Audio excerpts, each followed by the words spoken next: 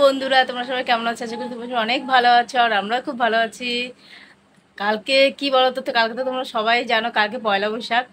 আর মাম্মাম সকাল থেকে খুব বায়না করছে যে ওর জামা কিনে দেওয়ার জন্য। আমারও মনটা খুব খারাপ লাগছে যে যতই হোক একটা দুটো না পারে একটা তো জামা কিনে দেওয়া উচিত, তাই তো মাম্মা?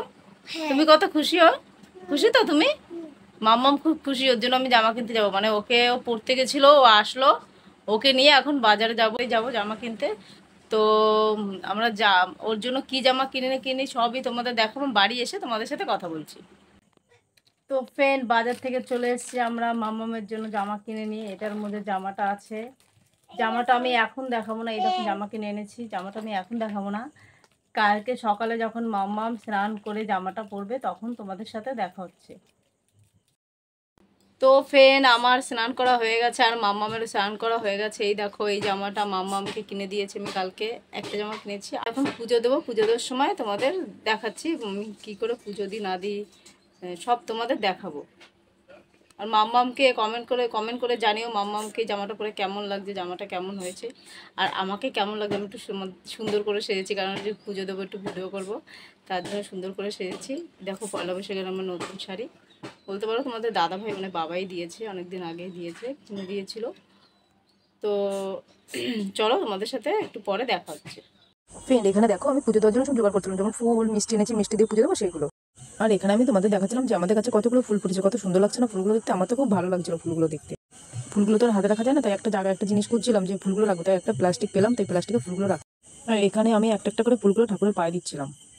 ফ্রেন্ড, এখন আমার আসনটা ফুল দিয়ে সুন্দর করে সাজানো হয়ে গেছে। এখন আমি দেখো প্রসাদ দেবো, মানে মিষ্টি এনেছি, মিষ্টি দিয়ে পুজো দেবো। মিষ্টিগুলো আমি এখন থালায় সাজাবো। 4টে মিষ্টি এনেছি, কারণ 4টে থালা, তার জন্য 4টে মিষ্টি এনেছি। এখন আমি মিষ্টিগুলো সাজিয়ে দিচ্ছি।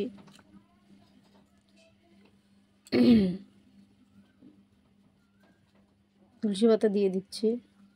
তুলসী পাতা না দিলে তো ঠাকুর গ্রহণ করবে না প্রসাদটা আমার।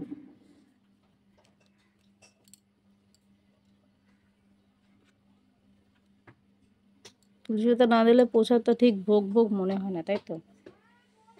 এবার আমি থালাগুলো দিয়ে দিই।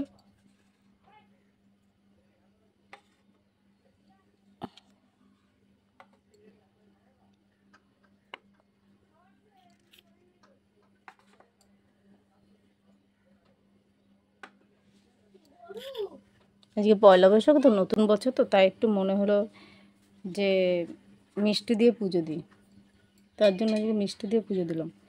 এবার আমি এই তুলসী পাতাগুলো গ্লাসেও দিয়ে দিয়েছি। এই দেখো আমার ঠাকুর, এখানে কি কি ঠাকুর আছে তোমরা দেখো।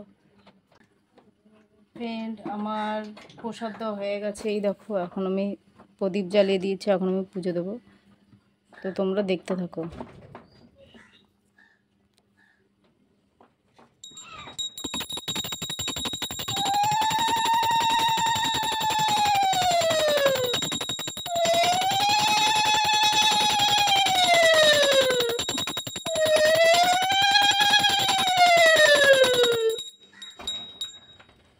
ফ্রেন্ড দেখো, এখানে আমার পুজো দেওয়া হয়ে গেছে। আমি এখন বসে পড়লাম ঠাকুরের কাছে প্রার্থনা করতে, মানে ঠাকুরের কাছে মঙ্গল কামনা করছিলাম, সবাইকে যেন ভালো রাখে, সুস্থ রাখে, সেটাই ঠাকুরের কাছে চাইছিলাম।